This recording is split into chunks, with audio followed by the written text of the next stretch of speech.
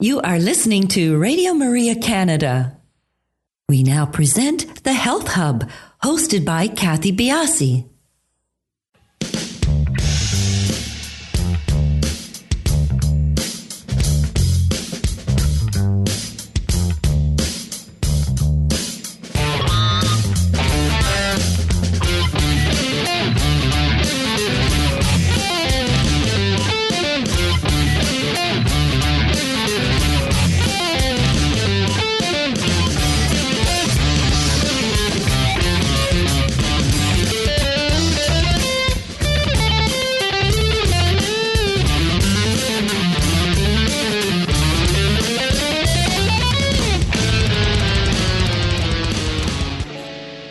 Good morning, everyone, and welcome to the Health Hub. I'm Kathy Biasi, your host, and along with our producer, Alex Diaz, we would like to welcome you to our show this morning. Good morning, Alex.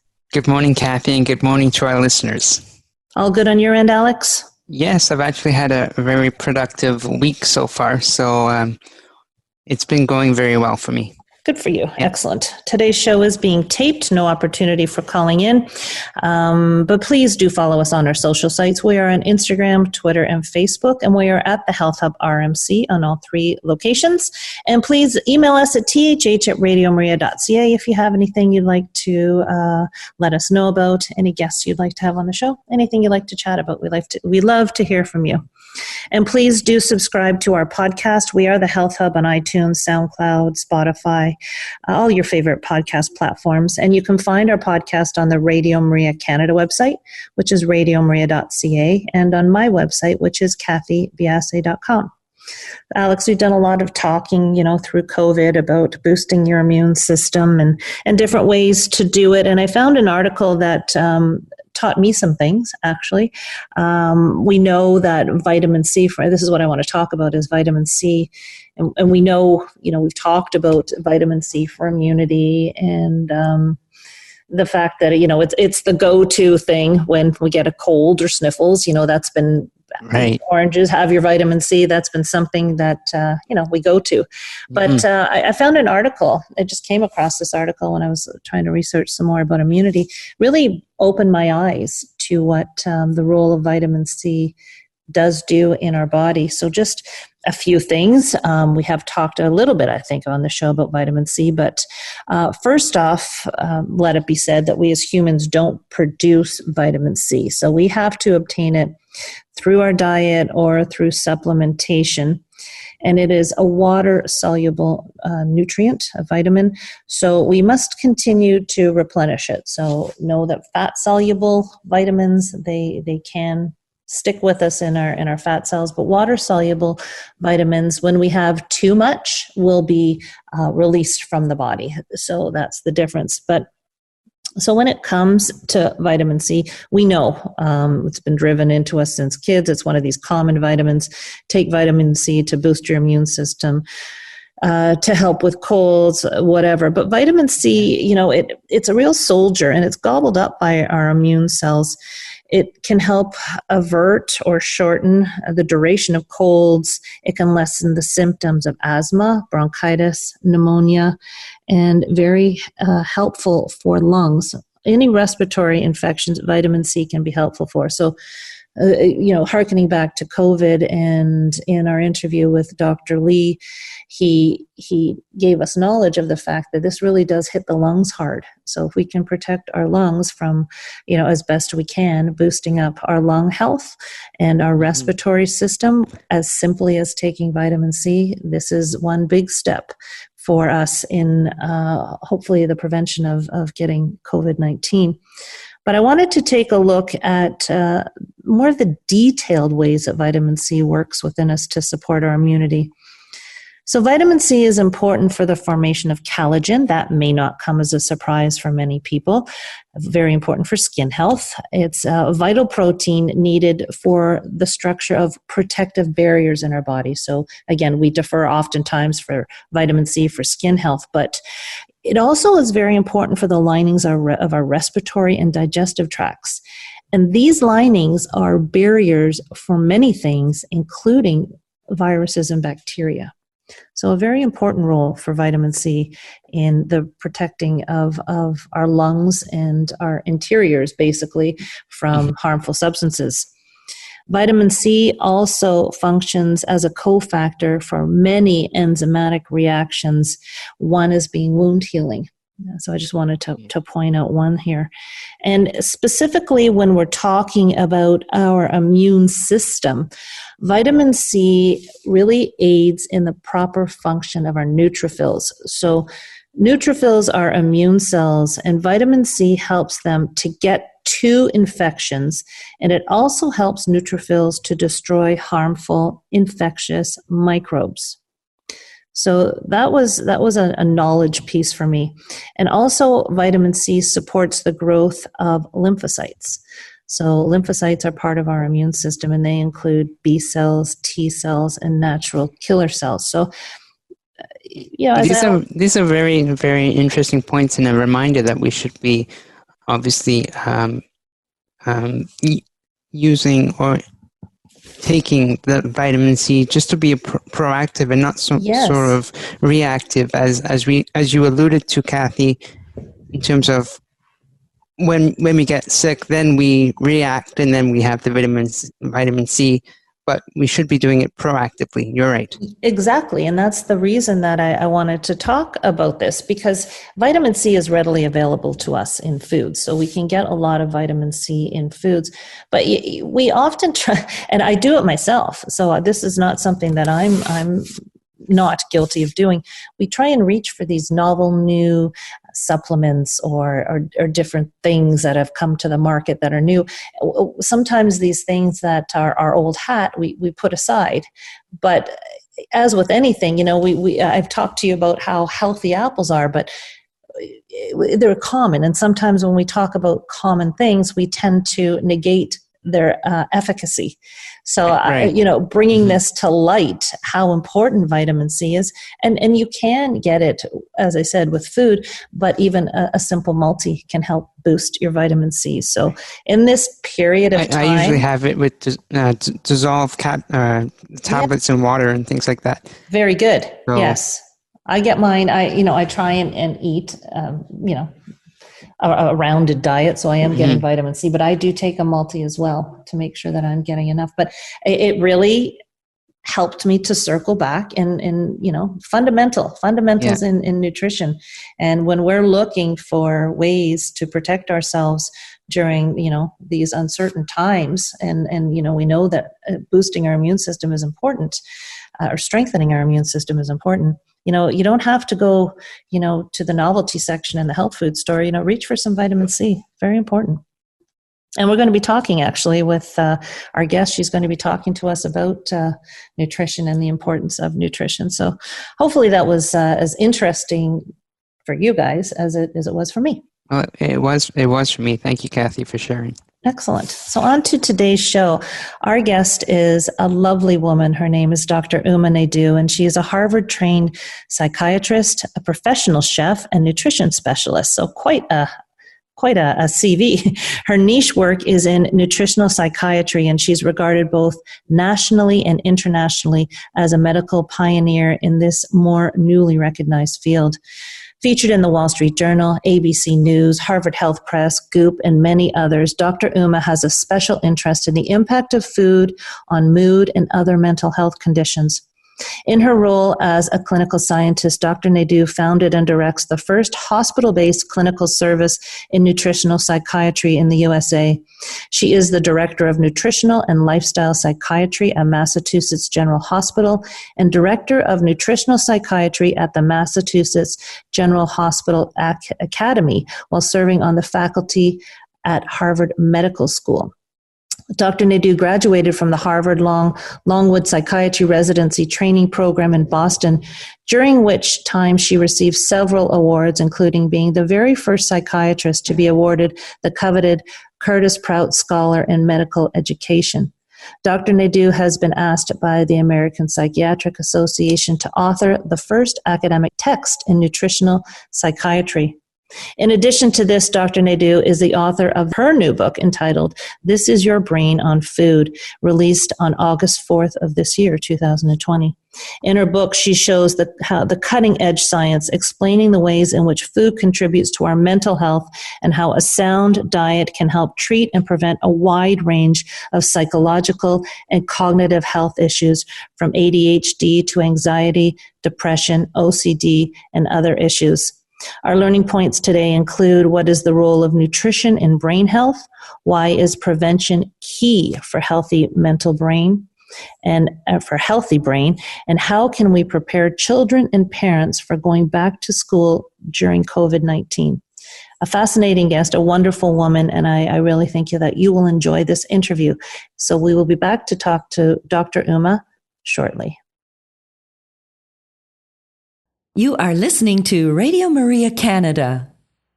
We now continue with the program, The Health Hub, hosted by Kathy Biasi. Welcome back, everybody. As mentioned, our show today is once again being taped, but please do reach out to us by email. We are at thh@radiomaria.ca, and follow us on our social sites. We are on Facebook, Twitter, and Instagram, and we are at the Health Hub RMC on all spaces. Dr. Uma, welcome to the show. Thank you so much for joining us. Thank you so much, Kathy. I am delighted to be here. Thanks for inviting me. Oh, it's just a pleasure. I've been, reading up on the book, reading up on you, and what a well-rounded, delightful human you are. It's such a great opportunity for me to talk to someone as outstanding as you. So it's all my pleasure.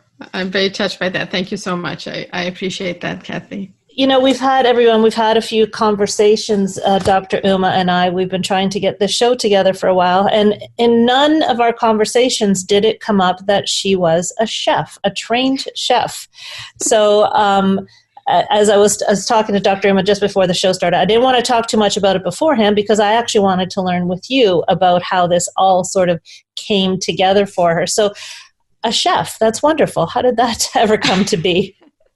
I think it goes back to early life and being surrounded by a family that was always about food and love and nurturance, and really tried to carry that forward when I moved away to study. And also a sense of healthfulness, a lot of physicians in my family of origin, and just an understanding of delicious but healthy food. So when I began residency, I began to incorporate this in how I was speaking to patients, and there's a real gap in nutrition at medical school. People have even written about this. So it was something that I felt I had to learn up on. But I also, as I moved away, became acquainted with Julia Child, and she really became my food hero on television. And as I understood more about her life, it gave me greater confidence as I was a young cook, so to speak, and trying out recipes on my own and trying to cook what my mom had cooked. I also realized she had gone to culinary school later in life. And so when I finished residency, I began the search for if I could do it. Really to follow a passion for loving food and wanting to understand more about it, and also the nutritional value. And decided to take myself to culinary school at that point, and did it while I was working. So it had to be a pretty stringent schedule there for a few years. But I look back, Kathy, and I'm not quite sure how the hours fitted into a week, but I loved it. I really did, and it has grown to be very, very useful even in my clinical practice without realizing it. It's amazing how we always make space for our passions, isn't it? I think a lot of us who have gone to school, managed a career, managed a family, you look back and you go, I don't think I could do that again. And then you jump into the next venture. It's so funny how that comes together. And, how long have you been practicing in the psychiatry field? So I've been a practicing psychiatrist for close to 2 decades now. Mm-hmm. And, I felt that this dialogue I've been having with individuals and clients around prescribing medications was how it started, because I felt a sudden responsibility just to understand what other tools I could provide for them. Because my approach is partly goes back to my Hindu roots, but it's very holistic. It's very much based in the whole person, the mind-body connection, the fact that we need to find an integrated functional approach to psychiatry, which looks at the root cause. And I think we're trying to do that. I certainly try hard to do that for the clients that I have. And, nutrition is a huge component of that. But when you advise people about nutrition, sometimes they need a recipe. So that's where culinary school came in really handy too. And you don't call the people you work with patients, you call them clients. It just depends. There are some in the hospital are patients, it just depends on the setting. Well, it's, this lag, to be honest, this lag between, training as a doctor, a physician, a psychiatrist, and the lack of nutrition education is actually probably where the space for my practice comes into being. And, the nutrition is such an important piece. But 20 years ago, talking about nutrition, where I imagine so much of your study had to be around medication, it must have been quite an interesting concept for some of your colleagues when you started talking about this. It's true. And I'm not sure that I was as verbal about it with my colleagues as much as I was really starting to hone in on the skills to study nutrition myself while working with patients, and to decide that it was something I wanted to pursue. And dialogue around including that in a medical, especially a psychiatric evaluation. I think in primary care and in other fields of medicine, people understand there's a connection between, hypertension and how we should eat, or cholesterol and how we should eat, or diabetes. But really, there's not been attention paid to mental health. And my initial understanding was really, how do I understand that if someone needed a medication, that they can eat healthier? But that also grew. And I have to agree with what you said, Kathy. I don't think it was mainstream, and I don't think it was something that other people were doing. When I got to, found my own clinic, it was, as I've said to people, really putting a really nice label or description of what I'd been doing for a much longer time, and practicing those skills, but also honing in on a method that was most personalized to work with individuals around their nutrition and mental health. Well, now is the time to shine, right? For all of this, we're getting into the systemic issue of the body systems. And I think it's just been the last few years where we've had the familiarity with mental health, the more ease in conversation that we can now, we seem to be rolling into this place where we're finally integrating brain health with the rest of the body. We're not separating above the shoulder and below the shoulder. And I think exactly. It's, you're coming into a time now where this is, you're just hitting all the places that need to be hit to help people.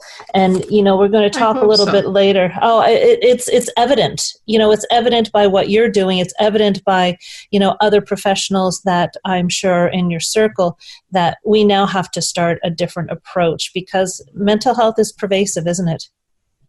It is. It is incredibly pervasive. It is especially pervasive in these current times.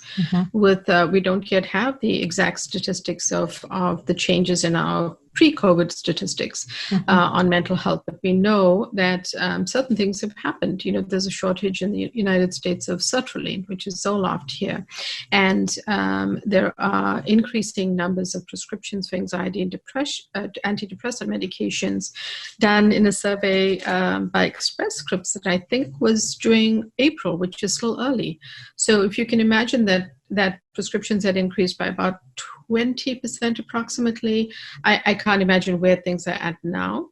So it is pervasive, and I think that individuals need more tools to find coping mechanisms. And my feeling is we all have to eat. Why not eat some good things for our brain on most days of the week? Have a treat day.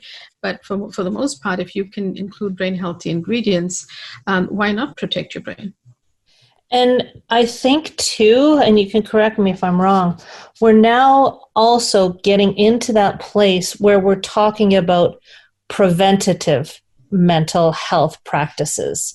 Yes. we've the last 5-10 years, maybe you can talk to that, maybe it's longer. I just feel in who I've worked with and on experts in this space that I've talked to, like yourself, there is an ease of talking about those who have mental health issues.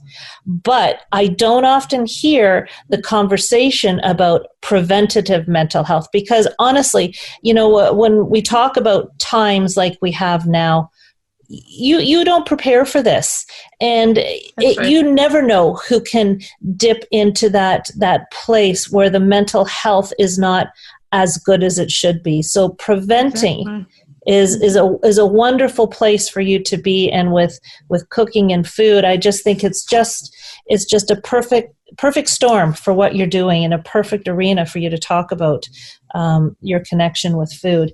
And it's not just about handing out recipes, is it? No, it isn't. That's a fun part for me.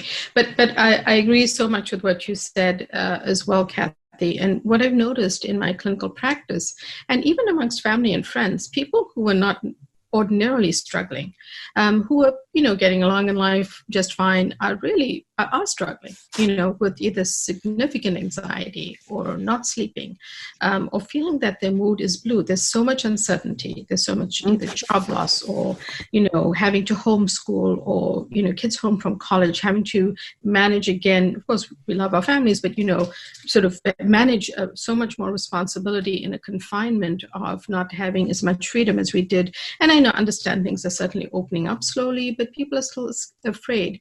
And they're struggling. The mental health is on the rise, I'm sorry to say. And I think that if the more tools we can provide people in a toolkit that adds to that prevention is really important, because as I always go back to, we have to eat.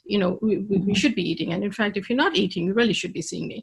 But these are things we can incorporate as part of what we're doing every day. Like we know that we should exercise a certain amount. Well, I think that you can eat for brain health, and that's really the spirit of that preventative component.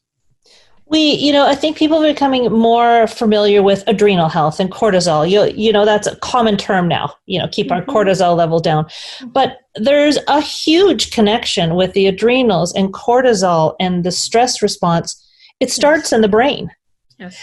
And I think that let's talk about these connections. And it's a small show, so we certainly can't go into all the physiology of the brain. But I think if we can lay out some of the main pieces and show how food can impact these structures, it will really present a clear picture to everybody about what the thrust of your message is. So let's maybe we'll start with because we're talking about stress, the HPA axis, and then gradually take us to that area of the brain that you think food really greatly impacts. Sure. I think the way that for me, I speak to, I describe the stress response is that, yes, it's related to cortisol, it's related to the adrenals, it's related to the brain, but it's also very importantly related to the gut. And I think that, I think it's chapter 1 that I start talking in the book about what I call the gut-brain romance, because it really is almost a significant theme of another connection that we've started to make around how we eat and how this impacts the brain. So it's not that it's not in the brain, it's the fact that what we eat impacts us also through the gut microbiome, which is so mostly unique to each human being, but also can be impacted on any given day in a positive or negative way.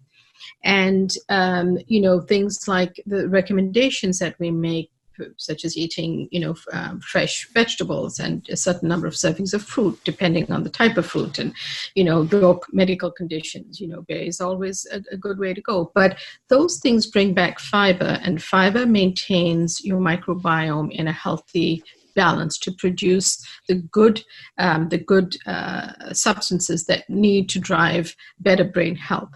The way that the problem with being so stressed, as many people are, is it increases your cortisol and it disrupts your gut and it sets up inflammation. And the thing we want to avoid is gut inflammation, which then leads to a leaky gut or intestinal permeability, which then leads to a whole host of both medical and mental health problems.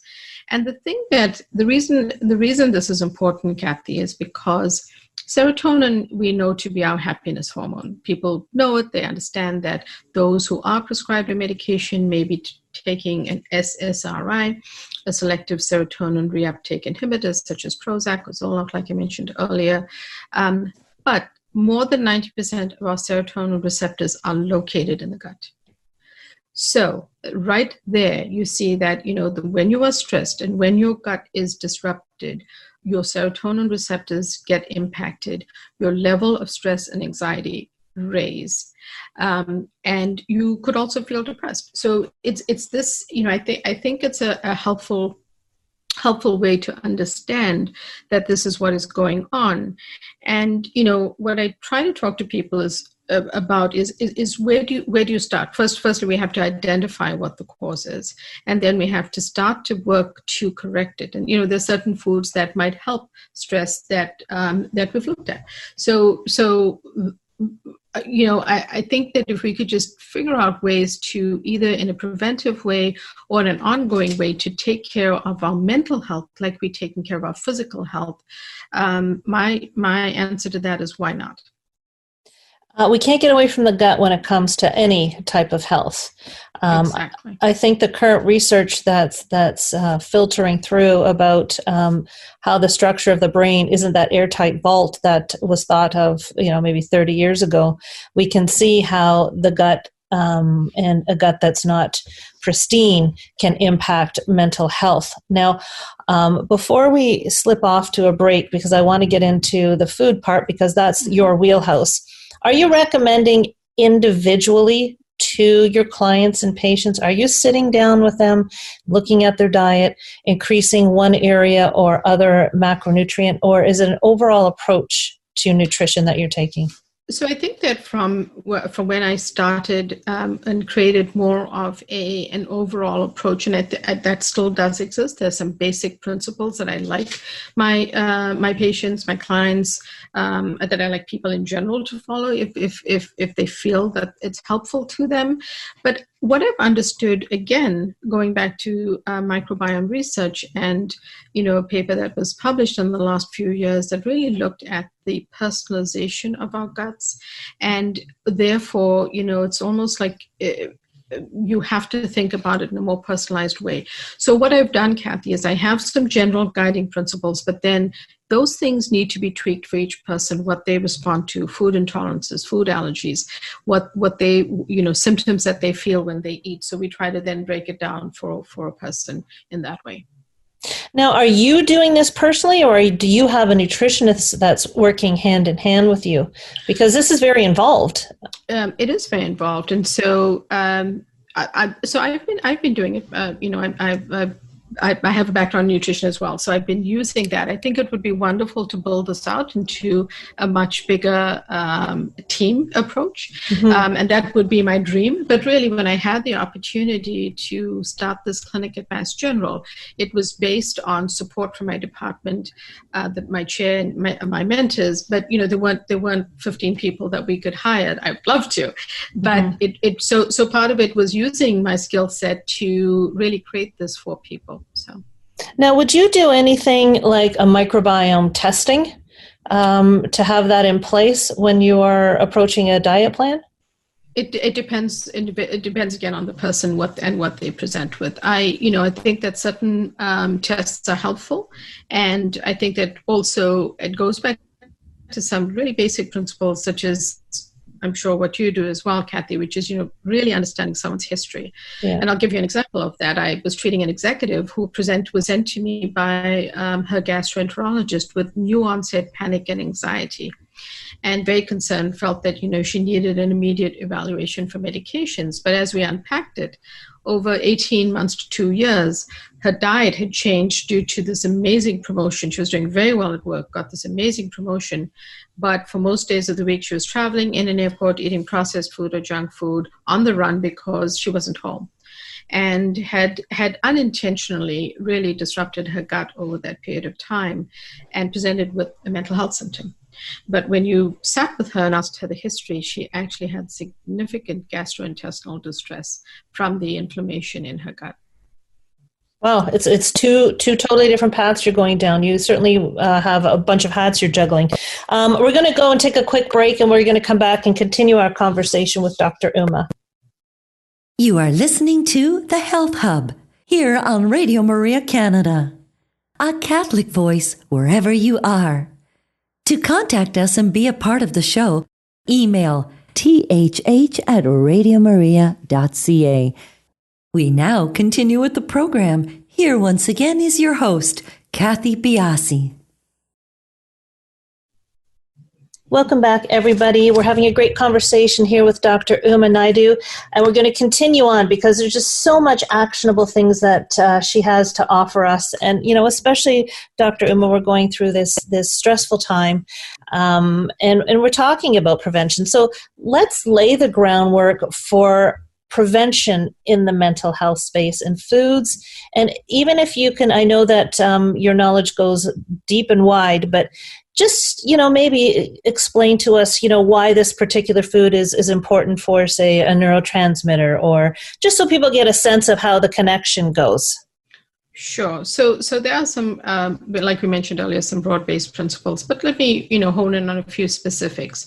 You know, when it comes to stress and anxiety, and some of the foods in the book, as we describe, as you're going through the book, will, you know, there are some overlaps, and that's because there are certain pathways that those foods will impact in terms of, say, depression and anxiety, or say PTSD. But some guiding principles around anxiety are really eating foods that are rich in omega-3s. And the omega-3s in fatty fish are quite significantly helpful. People often associate these with symptoms of how to help depression or a supplement, but it turns out that it also helps anxiety, and human studies have shown that. So including omega-3 sources in your food are going to help you. You know, there are also people who don't eat seafood. It's less available to your brain, but it's still possible to get omega-3s through certain types of seeds, you know, flax seeds, chia seeds, and things like that, and a few others that will still get you some omega-3s there. And then it's the spice turmeric has come up a lot, and you will see it in the book as well in a few different chapters. Turmeric is people have understood, especially over the last several years, that it's a super spice in terms of healthfulness. And where it is important in depression and anxiety is that the active ingredient curcumin in turmeric, in fact, has been shown in studies to improve anxiety. The caveat is that you always want to add a pinch of black pepper to make the curcumin more available and better absorbed. So that's an important tip right there that, you know, I say to people, if you don't cook with turmeric for whatever reason, you know, you can add a little bit, a quarter teaspoon with a pinch of black pepper to a smoothie or to a soup. And if you do cook with it, you know, you certainly can incorporate that more regularly. And then, you know, the other things include vitamin D foods, but what I also like to tell people are the things they should avoid and why they should avoid them. You know, things like highly sugared foods. When you're taking in added sugars through what you eat, those are not good for your brain. Processed vegetable oils do not help your brain function. They lead to inflammation. They set up processes in your brain which impact your neurotransmitters and do not help you feel emotionally sound or feel emotionally better. In anxiety, also, we've studied the fact and shown that some of our review has shown that omitting gluten from a person's diet actually can reduce the anxiety. So this is not necessarily a person who has celiac disease or glucose intolerance. Gluten intolerance, but avoiding gluten can actually help the anxiety. And the last one that I like people to know about is artificial sweeteners, because for the most part they're not helpful, except a few that have slightly healthier profiles. So I feel that people, should be given tools as to the things they should embrace and the things they should avoid. And that's really how we try to describe it in the book.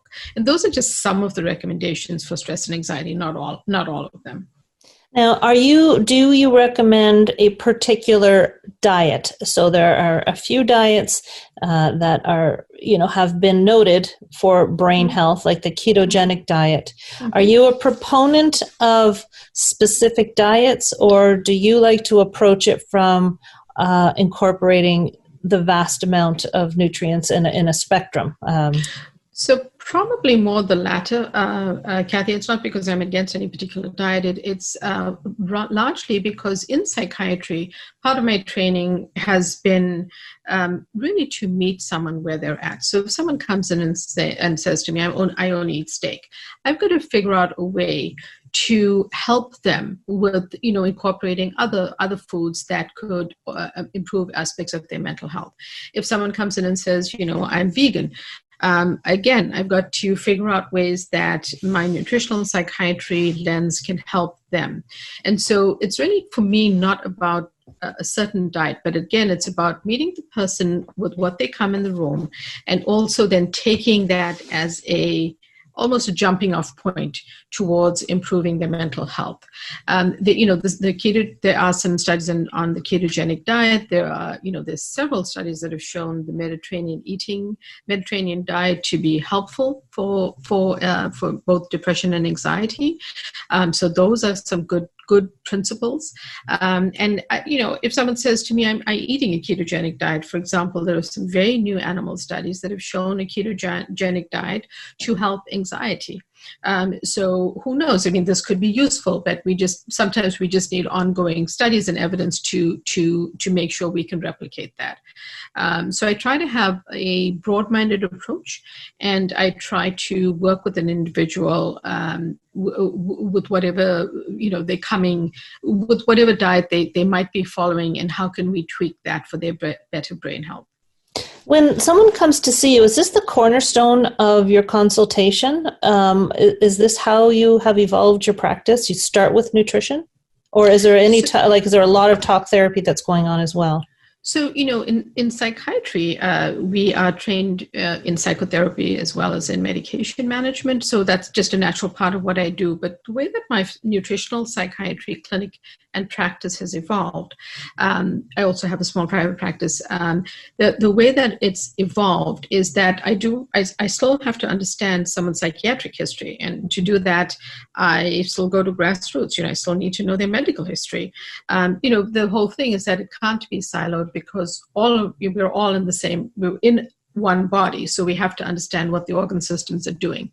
And then once I've gotten some basic groundwork information and understood that, we go into specifics around symptoms and and dietary patterns, and some of the information, depending on the situation, Kathy. Some people complete some information for me before they come to the consultation, so that we have some background information as well. Now, are you, or is it a target of your practice to, obviously you've mentioned that medication is a part of your practice. Are you able to have success where you can change the nutrition piece of one of your patients or clients and get them off medication? Is that an avenue for nutrition as well? It can be. It's not, as I've sort of shared in the book, the nutritional psychiatry is not prescriptive, but it is something that everyone can use, whether they take medications or not. So it depends entirely on the situation. If someone is prescribing medications for a patient, I wouldn't necessarily do it without, of course, consulting with that physician and finding out where they think where they think we can go with something. But some individuals have been able to lower their medications, not just psychiatric, but some of them have been able to lower their medications if it's their goal. I think that also goes back to the extent of illness they had. Someone who has been suicidal, hospitalized, had a manic episode, has experienced psychosis, it would be a much more cautious road to just taking them off medication. So you would do it in a careful and calculated way. And food can always be a line of defense that an individual uses. And what I mean by that, if someone is presenting with acute suicidal ideation, food is not necessarily the first line of defense, but it can be one of the things that their physician does in terms of helping them.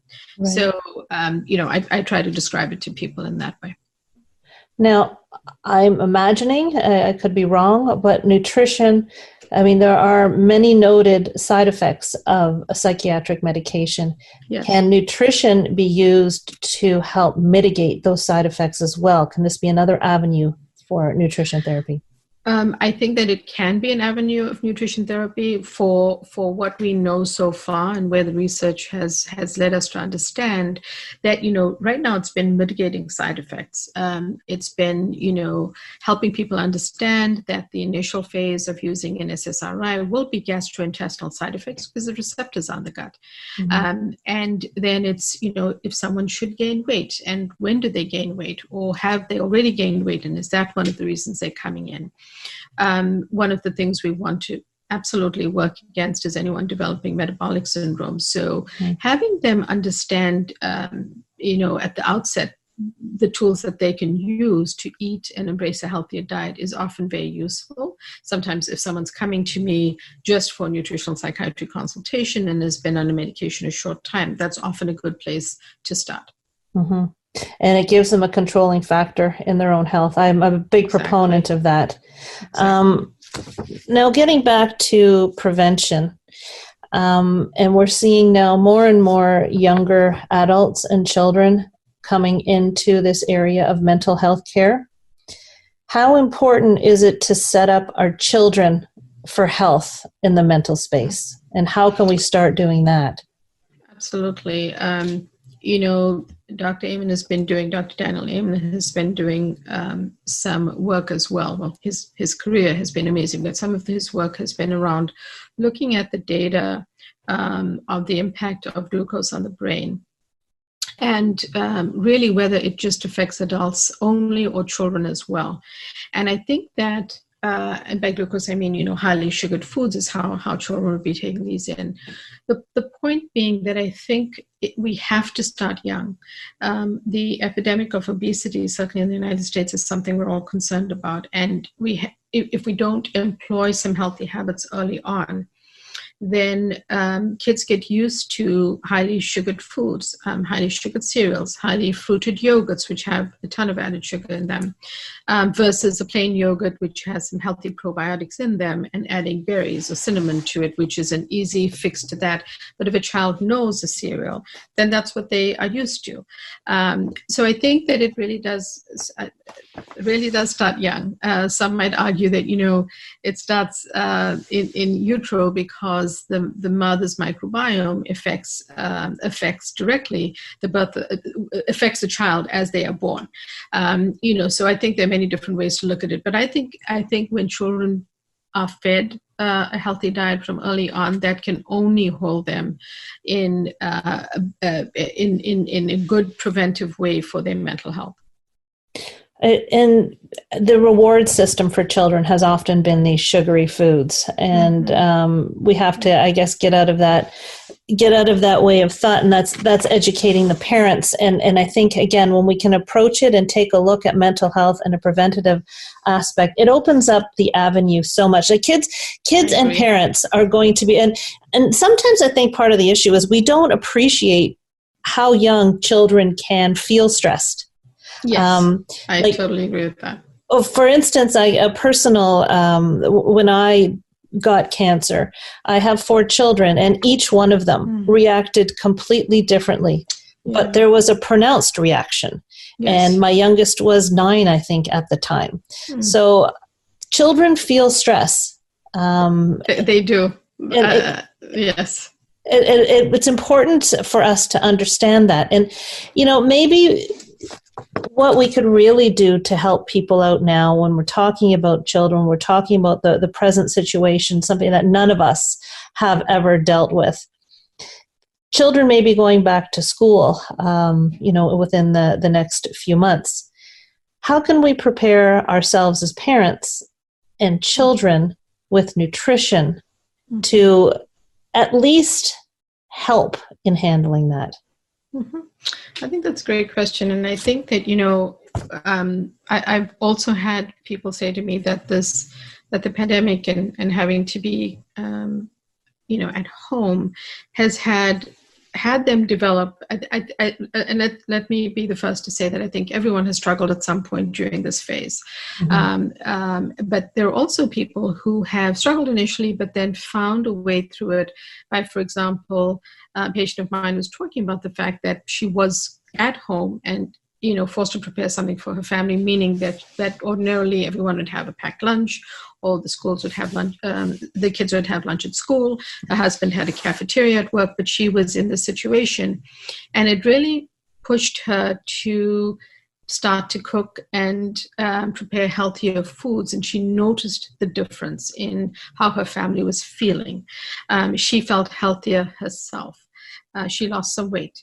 She started to eat more salads. She appreciated the fact that when she was doing it herself, she was controlling what went into the food versus even a protein bar that she might have been giving her kids, or a snack that she might have been giving them. And it led her to really make some significant changes. And I think the way that we can use that to propel ourselves forward is perhaps this is a way to reset. I should just preface this by saying it's very easy for me to make all of these recommendations. I understand it's not easy to implement these things. And I understand that. And I also do think that the science tells us that you could start to change your microbiome within a day. So within a day, you can change it positively, or you can change it negatively. You won't feel that impact immediately, but it's longer term.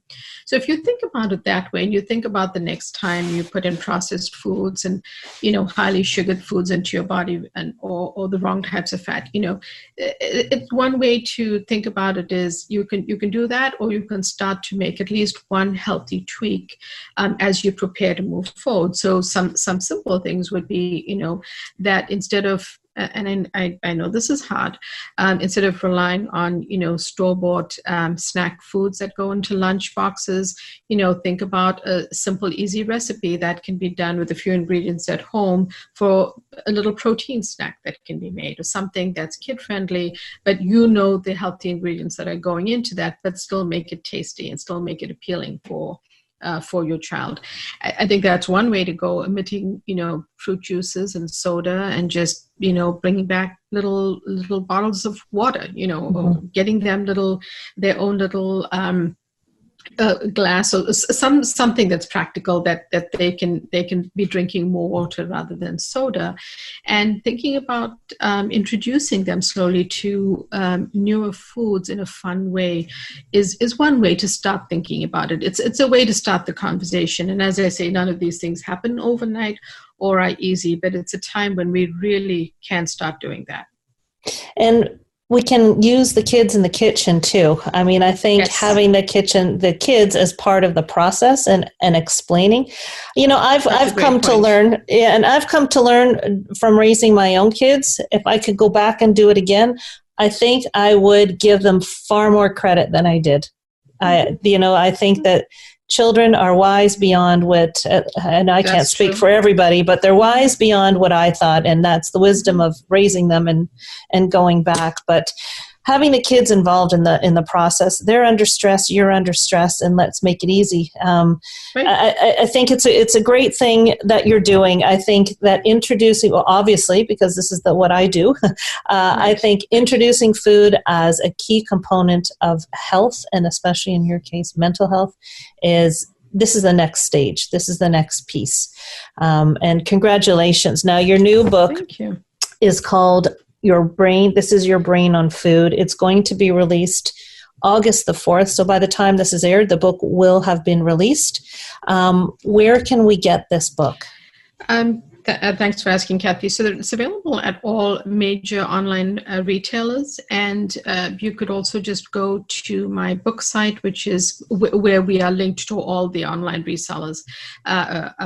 So that's book.umanaidoomd.com, and if you go to the landing page, it has you linked to whether it's Amazon or Barnes & Noble or whichever your store you have closest to you that can ship it to you. And it releases in Canada on August 4th as well as the US. Wonderful. Well, congratulations. I'm always so in awe of someone who can write a book like this. So wonderful. Everyone, thank you, Kathy. Take a look at this book. Do take your time to go through this wonderful piece. It's applicable to all of us. Dr. Uma, thank you so much for being on the show. I really value the information that you've given all of us and appreciate the time you've taken to be with us. Thank you, Kathy. It's been a pleasure speaking to you, and I really appreciate your valuable insights too. Thank you. And everybody, will talk to you next week on The Health Hub.